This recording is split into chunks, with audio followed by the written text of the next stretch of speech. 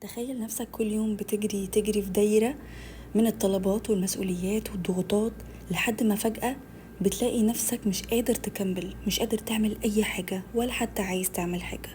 جسمك حاسس ان هو مرهق، عقلك مشوش، حتى الحاجات البسيطة اللي انت بتعملها وبتحبها وبتفرحك ما بقتش عايز تعملها، ما بقتش حاسس بقيمة ولا معنى لأي حاجة. اهو ده بقى اسمه الاحتراق النفسي او البيرن اوت.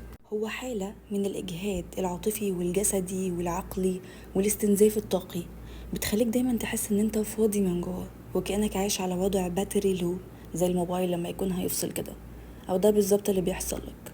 لكن الاحتراق النفسي مش ضعف ولا كسل، هو رسالة قوية قوي من عقلك وجسمك انك محتاج توقف اللي انت بتعمله ده، محتاج تتراجع خطوات لورا وتعيد شحن نفسك وطاقتك من جديد.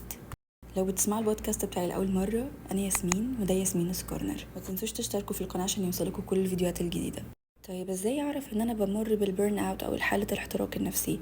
في شوية اعراض لو لاحظناها على نفسنا هنعرف ان احنا بنمر بحالة الاحتراق النفسي. بس قبل ما نتكلم عن الاعراض دي احنا محتاجين ناخد بالنا ونبقى عارفين كويس ان في فرق كبير جدا ما بين الاكتئاب وما بين الاحتراق النفسي. الاكتئاب هو اضطراب نفسي ناتج عن الحزن، عن تأنيب للضمير، عن حاجة صدمة نفسية حصلت.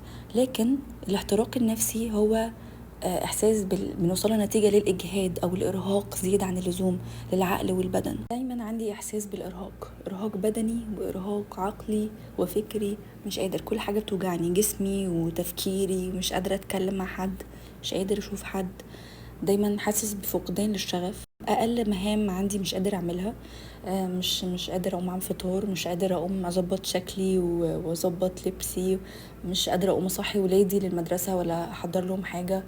ماليش نفس اطبخ ولا اوضب البيت.